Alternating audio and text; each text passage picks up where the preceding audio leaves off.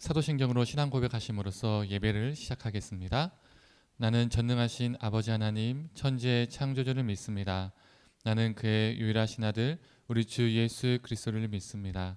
그는 성령으로 잉태되어 동정녀 마리아에게서 나시고 본디오 빌라도에게 고난을 받아 십자가에 못 박혀 죽으시고 장사된 지 사흘 만에 죽은 자 가운데서 다시 살아나셨으며 하늘에 오르시어 전능하신 아버지 하나님 우편에 앉아 계시다가 거기로부터 살아있는 자와 죽은 자를 심판하러 오십니다.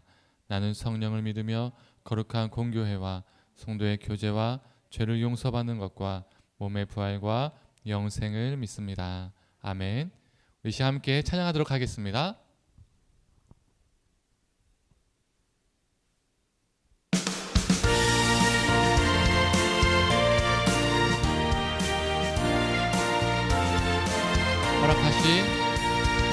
허락하신 새 땅에 들어가려면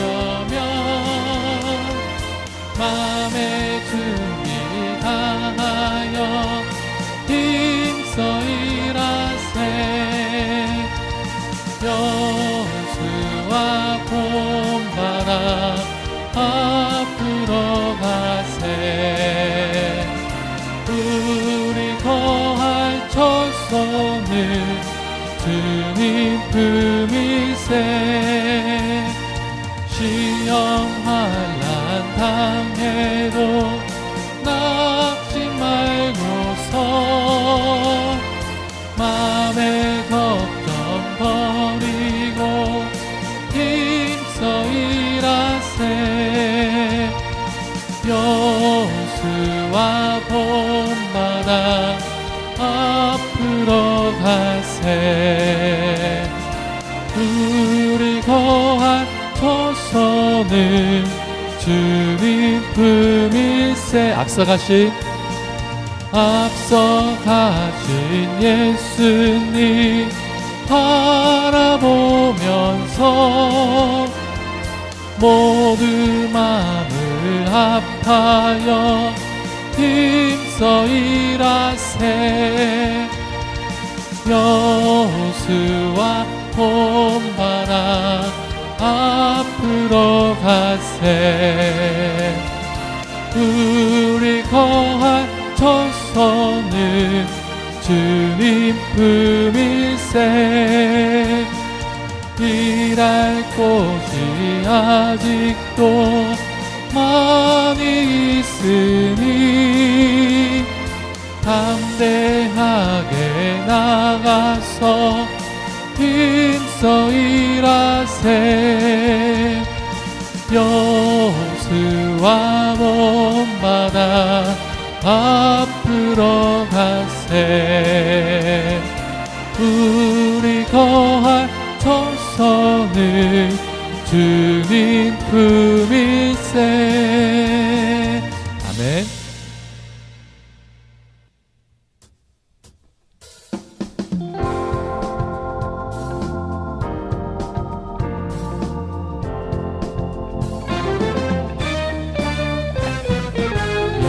눈에 아무 증거 아니 배어도 믿음만을 가지고서는 걸으며 귀에 아무 소리 아니 들려도 하나님의 약속 위에 서리라. 걸어가세 믿음 위에 서서 나가세 의심 버리고 걸어가세 믿음 위에 서서 눈과 귀에 아무 증거 없어도 이 보기에는 어떠하든지 이미 얻은 증거를 믿으며 이 맘에 의심 없이 살아갈 때에 우리 소원 주 안에서 걸어가세 믿음 위에 서서 나가세 의심 버리고 너로 가세 믿음 위에 서서 눈과 귀에 아무 증거 주님의 거룩함을 주님의 주님의 거룩함을 두고 맹세한 주 하나님 아버지는 참 기쁘다. 그 귀한 모든 약속 믿는 자에게 능지 못할 무슨 일이 있을까. 걸어가세 믿음 위에 서서 나가세 의심 버리고 걸어가세 믿음 위에 서서 능가기에 아무 증거 걸어가세 믿음 위에 서서 나가세 의심 버리고 걸어가세 믿음 위에 서서 능가기에 아무 증거. 우리 한 번 더 걸어가세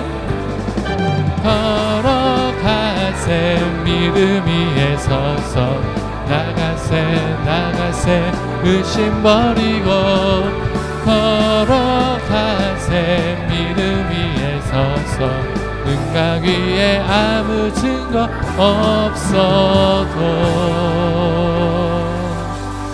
아멘.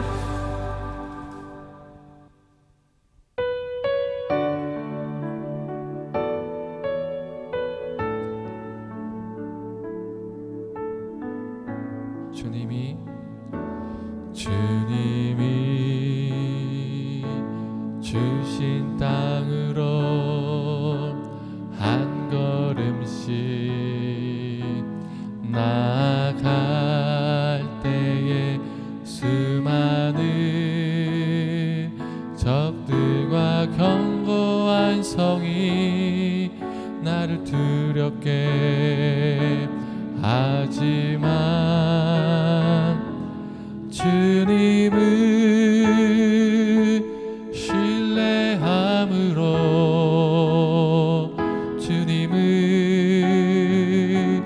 의지함으로 주님이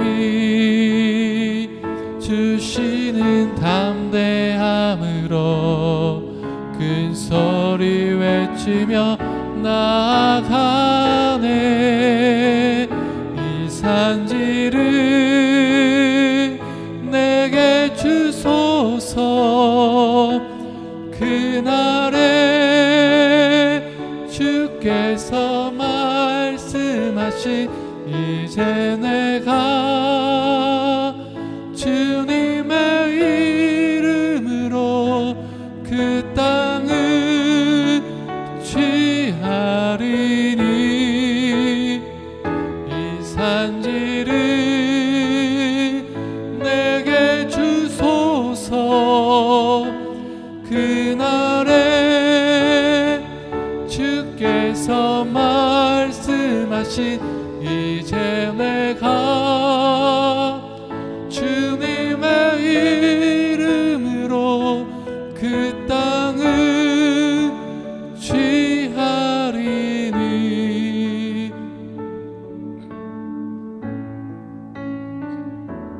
주님이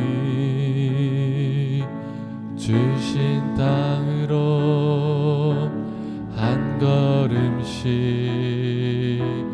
나아갈 때에 수많은 적들과 견고한 성이 나를 두렵게 하지만 주님을 신뢰함으로 주님을 의지함으로 주님이 주시는 담대함으로 큰 소리 외치며 나아가네. 이 산지를 내게 주소서. 주께 아래 주께서 말씀하신 이제 내가 주님의 이름으로 그 땅을 취하리니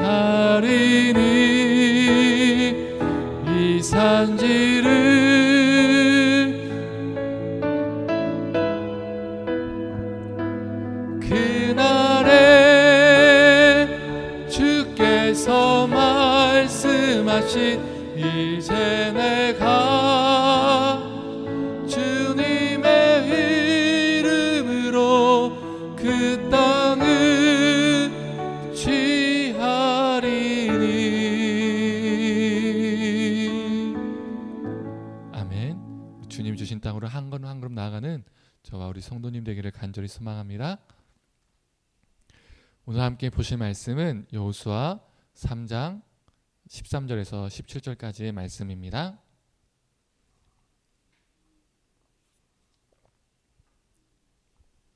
우리 함께 읽도록 하겠습니다. 온 땅의 주 여호와의 궤를 맨 제사장들의 발바닥이 요단물을 밟고 멈추면 요단물 곧 위에서부터 흘러내리던 물이 끊어지고 한 곳에 쌓여 서리라. 백성이 요단을 건너려고 자기들의 장막을 떠날 때에 제사장들은 언약궤를 메고 백성 앞에서 나아가니라.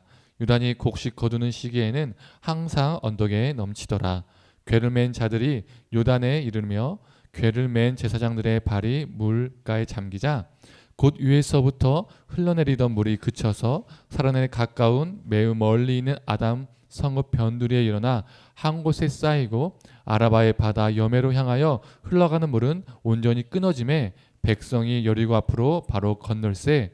여호와의 언약궤를 맨 제사장들은 요단 가운데 마른 땅에 굳게 섰고 그 모든 백성이 요단을 건너기를 마칠 때까지 모든 이스라엘은 그 마른 땅으로 건너갔더라. 아멘. 우리 말씀을 들으신 우리 모든 성도님들에게 하나님의 은혜가 있기를 간절히 소망합니다. 우리 인간의 몸은 70%가 뭘로 되어 있다고 하죠? 물로. 네, 맞습니다. 우리 지훈이가 물 말하네요. 물로 되어 있습니다. 그래서 물은 우리 인간하고 뗄래야 뗄 수 없는 물질인 거죠. 또 물은 생명과 죽음을 동시에 우리에게 주기도 합니다. 우리는 물을 마심으로써 생명을 유지합니다. 저도 조금 전에 설교하기 전에 말씀 읽기 전에 물을 잠깐 마셨었습니다. 음이 높다 보니까 좀 음이탈이 있었죠. 그래서 목이 아파서 물을 잠시 마셨었습니다. 또 반대로 우리는 물을 전혀 마시지 못하면 어떻게 됩니까? 네, 죽습니다. 물은 땅의 영양분을 옮기고 나무와 식물을 자라게 하고 동물들의 갈증을 채워줍니다. 그렇게 모든 생명들이 물과 연결이 되어서 생명을 유지하죠. 반대로 또 물이 과도하게 많으면 그 물은 생명들을 위협합니다. 폭우, 홍수 이런 것들은 동물과 사람들을 죽음으로 몰고 가기도 하죠. 지난 여름에 어땠습니까? 폭우로 많은 희생자들이 나오기도 했었습니다. 반대로 물이 너무 없어도 문제가 되죠. 땅이 쩍쩍 갈라지는 정도로 가뭄이 생기면 식물과 또 동물이 죽게 됩니다. 농부들은 씨름하게 되고 또 곡식과 과일값이 어떻게 합니까? 폭등하게 되죠. 이처럼 긍정적이든 부정적이든 물은 우리 인간과 밀접한 관계를 맺으면서 우리는 또 물과 함께 살아가기도 합니다. 오늘 본문도 물과 관련된 이야기가 나옵니다. 요단강 동편에서 모세는 자기가 죽기 전에 이스라엘 백성들 다 모아놓고 마지막 긴 골별 설교를 합니다. 이스라엘 백성이 가나안 땅에 들어가서 너희들이 어떻게 살아야 된다라는 것을 말해주기 위해서 그들을 모아놓고 설교를 했던 것이죠. 그리고 그는 자신의 후기자로 누구를 세워놓고 죽습니까? 여호수아를 세워놓죠. 그리고 모세는 요단 서편을 건너지 못하고 요단 동편에서 죽음을 맞이합니다. 이제 여호수아가 모세를 이어서 이스라엘의 온 백성을 이끄는 지도자가 되었습니다. 그런데 그는 두렵고 떨렸습니다. 모세와 비교해 보면 자기는 너무나 작아 보였기 때문이에요. 자기는 너무나 능력이 없어 보였기 때문입니다.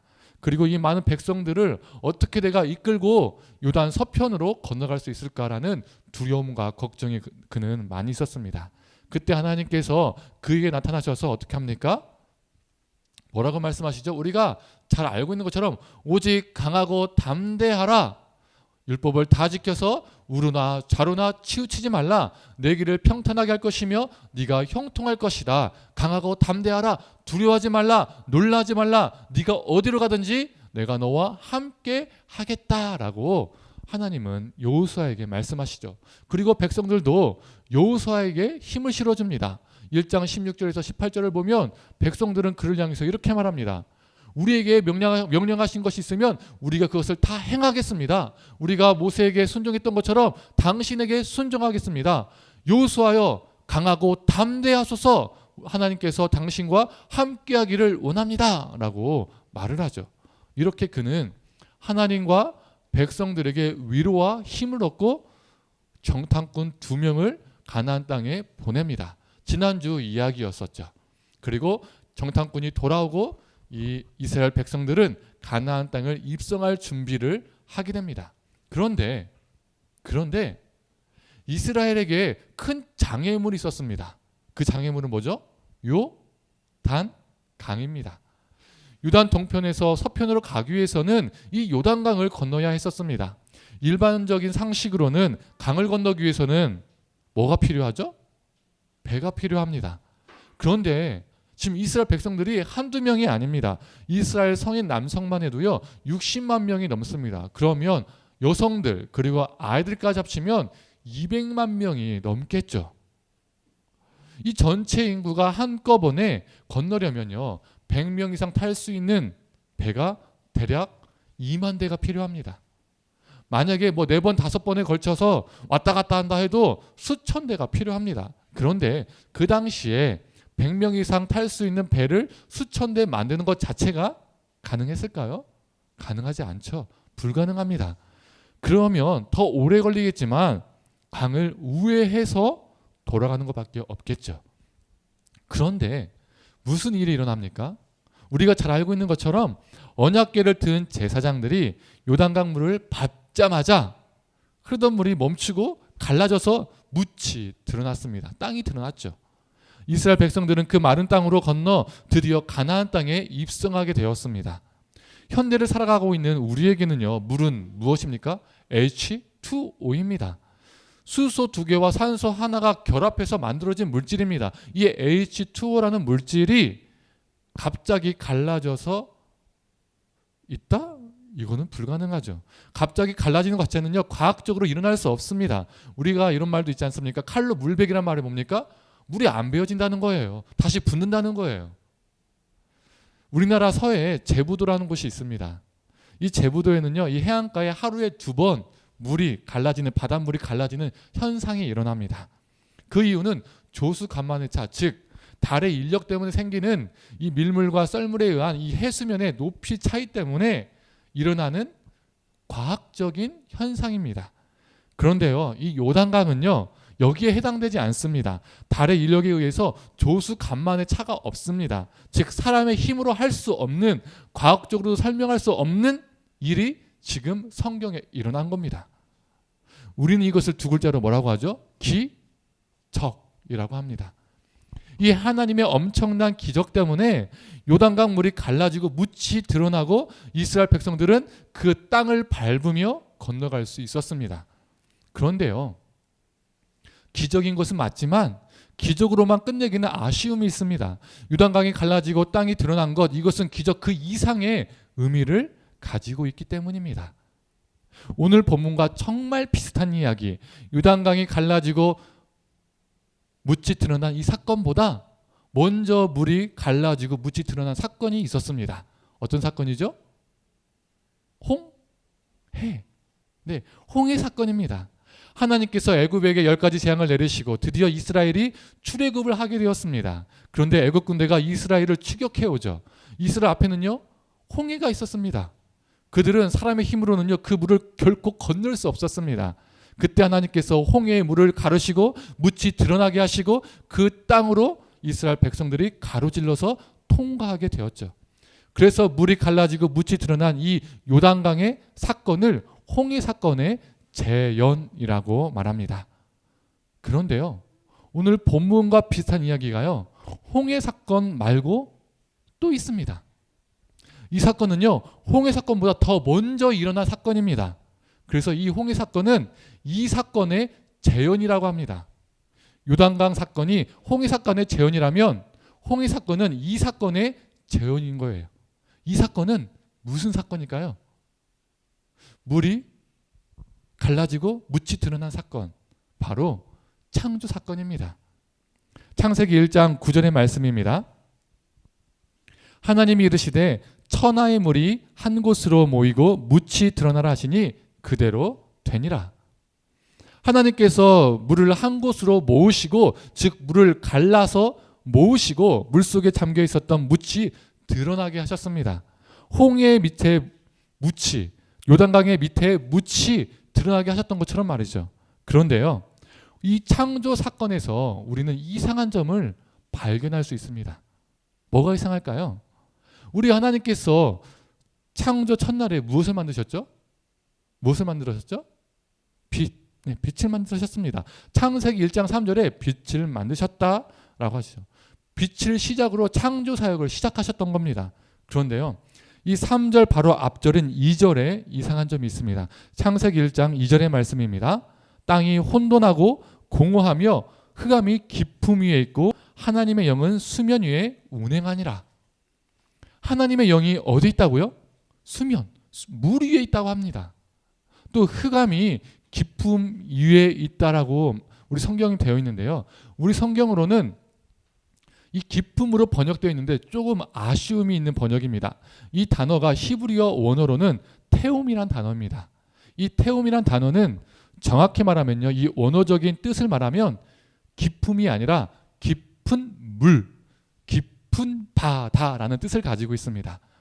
첫째 날 하나님이 빛을 만드시기 전에 이미 물이 존재했다라고 성경은 말하고 있습니다. 우리는 하나님께서 무에서 유를 창조하셨던 것을 믿습니다. 저도 믿고요, 우리 성도님들도 이것을 믿습니다.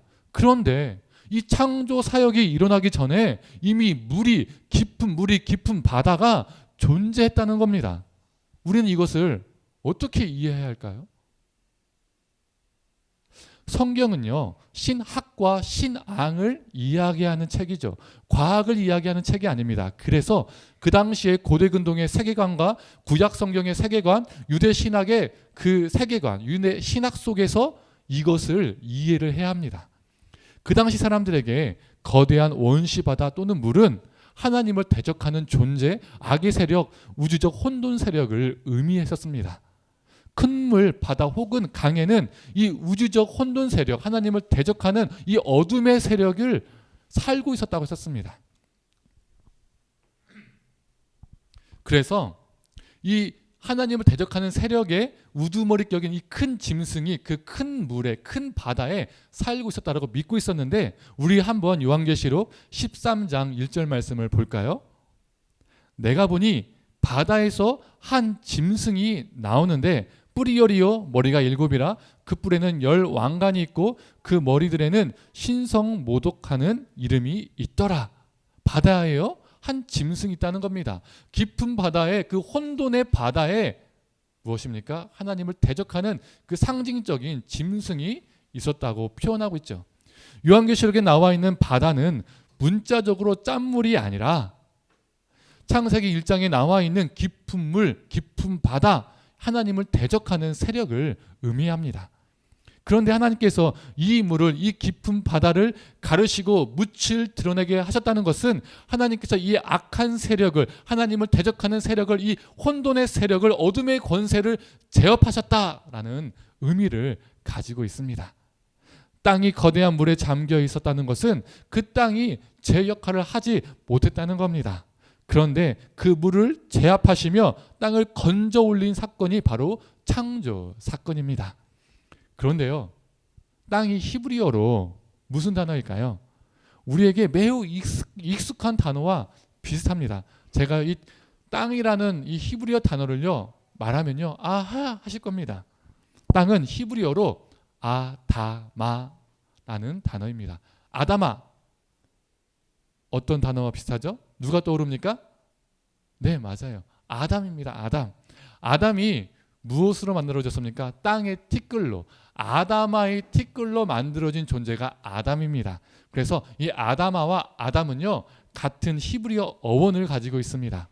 하나님께서 아다마의 티끌로 아담을 만드신 겁니다. 그런데 사탄은 아담을 유혹하여서 그를 넘어뜨렸습니다. 깊은 물이 땅을 덮어서 땅의 제 역할을 하지 못하겠던 것처럼, 다른 말로 하면 깊은 물이 아다마를 덮어서 아다마의 제 역할을 하지 못하겠던 것처럼, 하나님을 대적하는 이 사탄은, 이 어둠의 권세는 아담을 덮어서 사람의 제 역할을 하지 못하게 했던 겁니다. 우리 한번 표를 볼까요? 제가 표를 만들었는데요.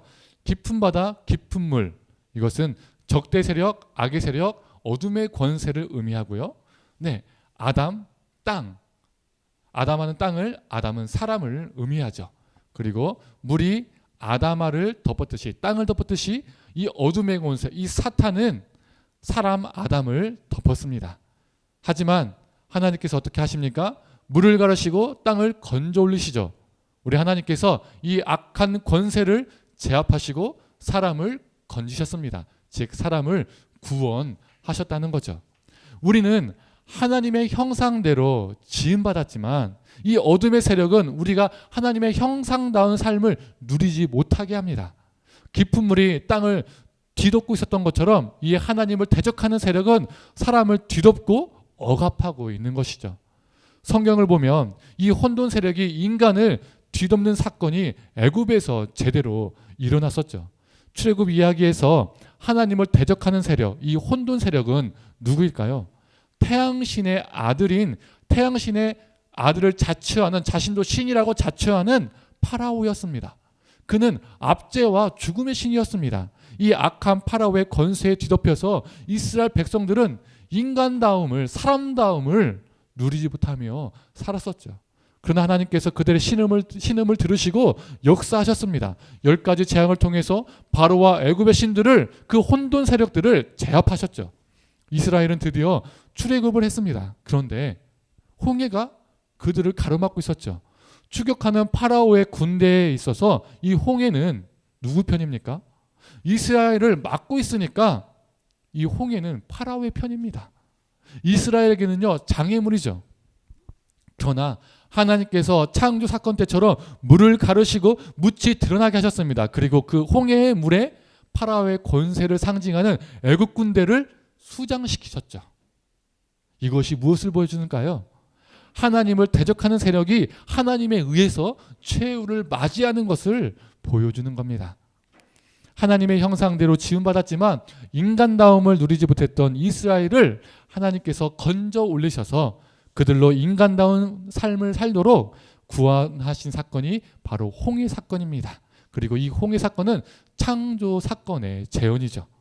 홍해가 갈라지고 이 홍해를 건넌 사건은 파라오의 악한 권세로부터 자유를 의미했으며 애굽의 문화와 가치로부터 작별과 단절을 의미한 사건입니다. 또한 물이 갈라지고 묻이 드러난 이 홍해 도화 사건은 생명을 경시하고 사람을 귀천으로 나누어서 억압하고 억제하는 이 애국과 전혀 다른 세상, 공의와 정의가, 하나님의 사랑과 자비가 넘실거리는 이 새로운 세상을 건설하기 위한 여정의 시작이기도 합니다. 그리고 이 홍해 사건 이후에 40년이 흘러서 오늘 본문에 나오는 여호수아와 이스라엘 백성들이 요단강을 건너서 가나안 땅에 입성한 사건도 같은 맥락으로 이어집니다. 물과 마른 땅의 주제는요, 창조 신학의 주제이기도 합니다. 우리가 잘 알고 있는 것처럼 가나안 땅의 최고신은 누구입니까? 바로 바알입니다. 이 바알에게는요, 형제가 있었습니다.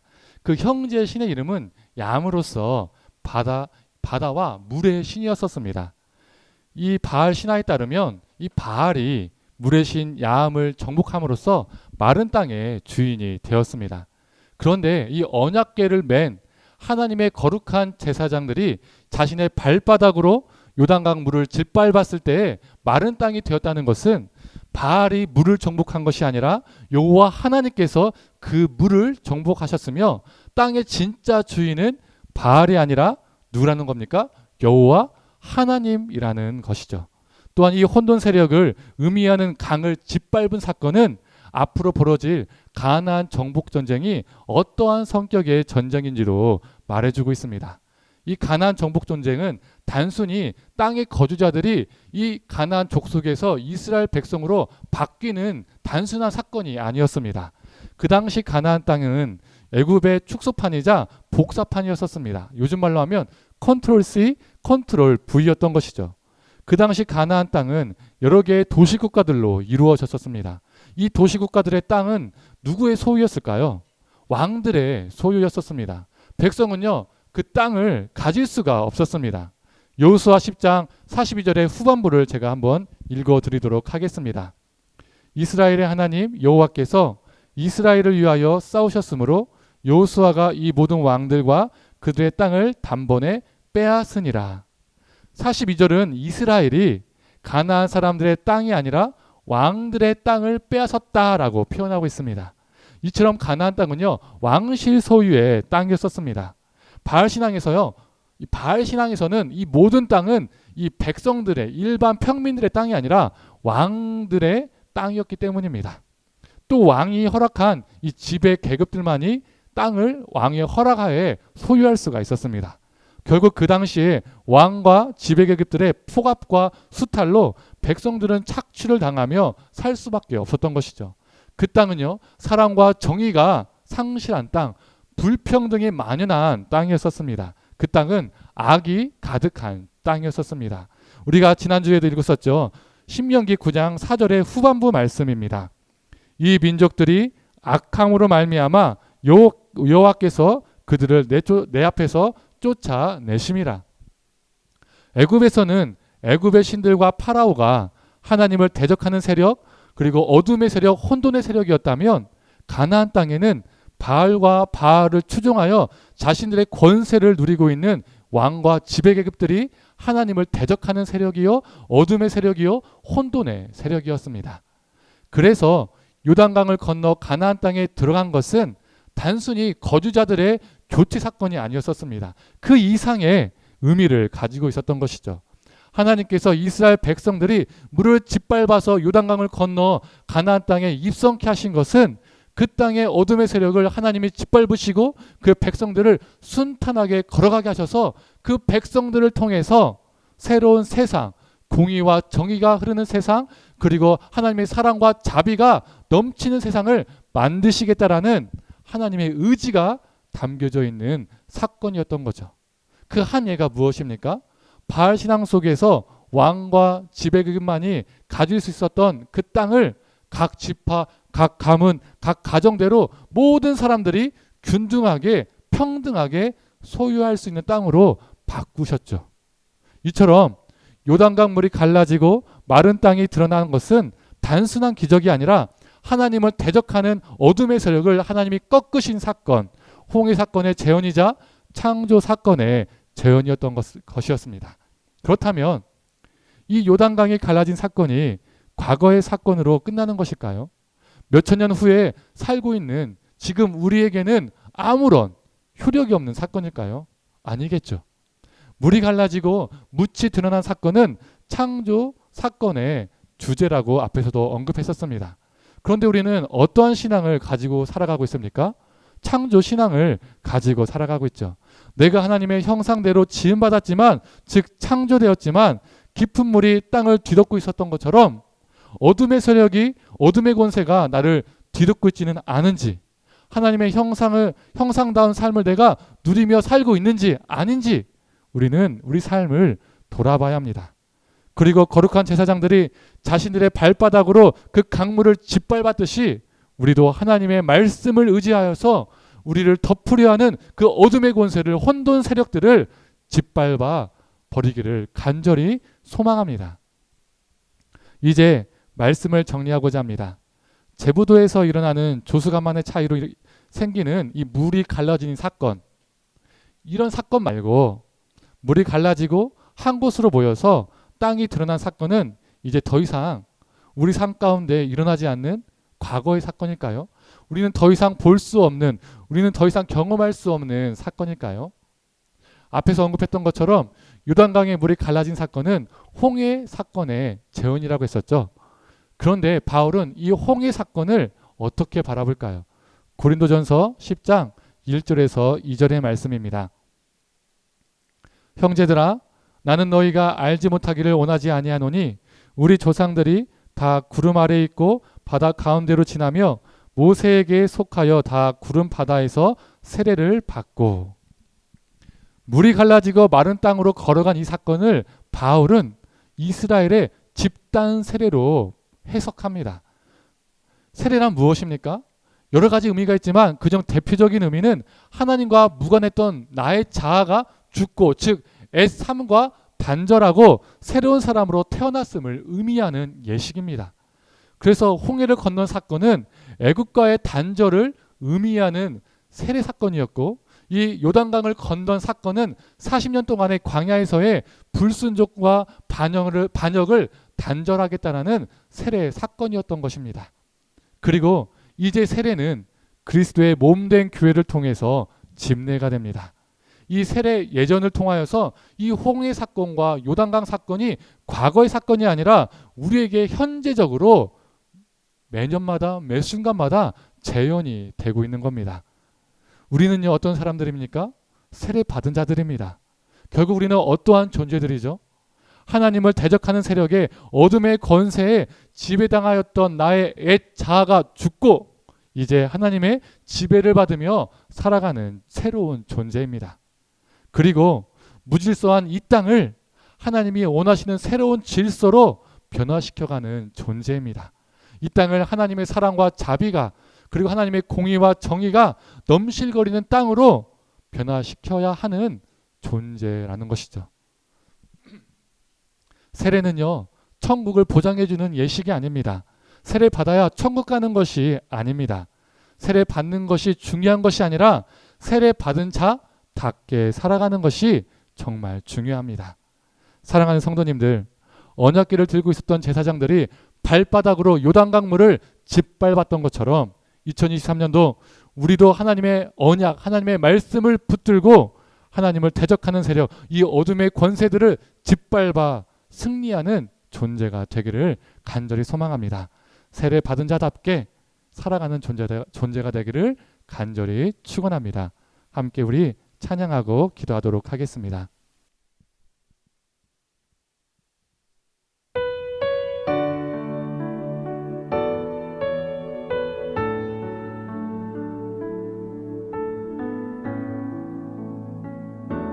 주님이 주신 땅으로 한 걸음씩 나아갈 때에 수많은 적들과 견고한 성이 나를 두렵게 하지만 주님을 신뢰함으로, 주님을 의지함으로, 주님이 주시는 담대함으로 큰 소리 외치며 나아가네. 이 산지를 내게 주소서. 그날에 주께서 말씀하신 이제 내가 주님의 이름으로 그 땅을 취하리니. 이 산지를 내게 주소서. 그날에 주께서 말씀하신 주님의 이름으로 그 땅을 취하리니. 이 시간 우리 함께 기도할 때 하나님, 우리의 옛된 습관을, 우리의 죄된 습관을, 우리의 삶을 덮으려 하는 어둠의 권세를 하나님의 말씀을 붙들고 짓밟아버리는 존재가 되게 하여 주시옵소서. 2023년에 우리의 헛된 것들이 죽어지고 하나님의 형상다운 삶을 누리며 살게 해달라고 이 시간 함께 읊조리거나 침묵으로 함께 기도하도록 하겠습니다. 기도하겠습니다.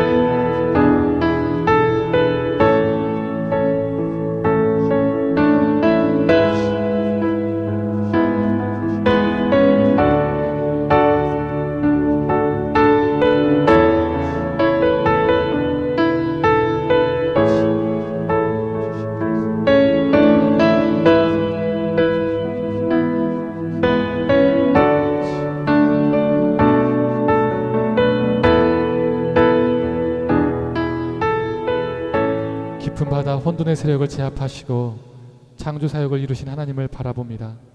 또한 요단강 물이 갈라지고 마른 땅이 드러난 것은 단순한 기적이 아니라 하나님을 대적하는 어둠의 세력 바알과 그의 추종자들을 꺾으신 사건임을 보게 됩니다. 하나님, 우리가 하나님의 형상대로 지음받았지만 우리의 욕망과 탐욕 때문에 어둠의 권세에 억눌려 하나님의 형상다운 삶을 누리지 못하고 살고 있지는 않은지요. 하나님, 우리를 긍휼히 여겨 주시옵소서. 거룩한 제사장들이 언약궤를 들고 자신의 발바닥으로 그 강물을 짓밟았듯이 우리도 하나님의 말씀을 붙들고 우리를 덮으려 하는 어둠의 권세, 혼돈의 세력들을 짓밟아 버리게 하여 주시옵소서. 그래서 이 땅을 하나님이 원하시는 새로운 질서로 변화시켜가는 존재가 되게 하여 주시옵소서. 어두운 권세가 점점 거쳐지고 하나님의 사랑과 정의가 넘실거리는 세상이 되게 하여 주시옵소서. 하나님, 수술을 마친 가족, 수술을 앞두고 있는 가족, 또한 항암 치료를 받고 있는 가족들이 있습니다. 하나님, 하나님께서 그 아픈 곳을 만져주시기를 원합니다. 모든 치료와 회복 과정 가운데 하나님 함께하여 주시옵소서. 방학을 맞이한 자녀들 쉼을 허락해 주시고 가족들과 화목하고 평안하게 보내는 시간 되게 해주시며 돌보는 부모들에게도 은혜를 내려 주시옵소서. 하나님, 터널 화재로 그 사건으로 가족을 잃은 유가족들 그리고 지금도 치료를 받고 있는 부상자들이 있습니다. 새해가 되었지만 그들의 시간은 여전히 그때에 머물러 있습니다. 그들의 고통과 아픔을 슬픔을 하나님 아시오니 어루만져 주시옵소서. 위로하여 주시옵소서. 다시 일어날 힘과 회복을 허락하여 주시옵소서. 또한 그에 따른 대책들도 온전히 세워지게 하여 주시옵소서. 하나님, 2023년 우리에게 다가올 많은 일들이 있습니다. 기쁘고 좋은 일이 있을 때에 잘 될 때에 겸손케 하시고 어렵고 힘든 이들을 돌볼 수 있는 눈을 허락하여 주시옵소서. 또한 어렵고 낙심될 때에 외로울 때에 하나님의 손을 더욱 붙잡고 하나님의 선한 역사를 경험케 하여 주시옵소서. 하나님, 이 시간 물질을 드립니다. 드린 손길 가운데 은혜를 더하여 주시고 그 은혜를 이웃에게 전이시키는 자들로 살게 하여 주시옵소서. 이 물질을 헛되게 쓰이지 않게 하시고 하나님 나라를 위해서 온전히 쓰이게 하여 주시옵소서. 이 모든 것을 감사드리며 예수님의 이름으로 기도드립니다. 아멘. 우리 축도로 예배를 마치도록 하겠습니다. 우리에게 세례를 허락하신 예수 그리스도의 은혜와 어둠의 권세를 제압하시고 묻히 드러나게 하신 하나님의 주권과 하나님의 형상다운 삶을 살도록 우리를 이끄시는 성령님의 인도하심이 거룩한 제사장들이 요단강을 짓밟았듯이 어둠의 권세를 짓밟고 하나님이 원하시는 세상을 만들고자 하는 모든 성도들 위해 가정과 일터 위에 그리고 교회 위에 영원히 함께 계시기를 간절히 축원하옵나이다. 아멘.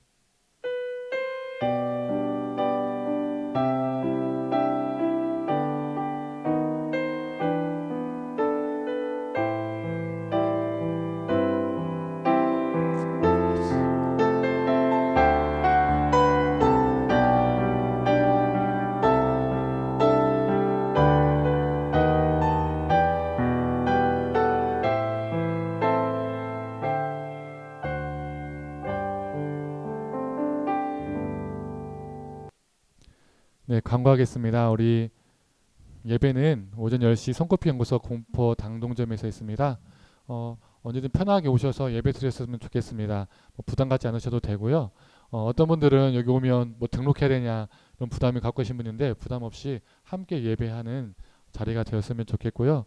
또 오늘 갑자기 마이크가 갑자기 에러가 나서 이렇게 설교 중에 끊긴 점 많은 죄송한 마음이 있습니다. 네. 헌금 안내는 문자로 봐주시고요. 네, 성경 강의는 방학 중에 있습니다. 2월부터 시작합니다. 네, 한 주간도 주님과 함께 하시고 또 정말 주님의 말씀을 붙들고 어둠의 세력들을 어둠의 권세들을 짓밟는 승리하는 우리 성도님 되기를 간절히 소망합니다. 마치겠습니다.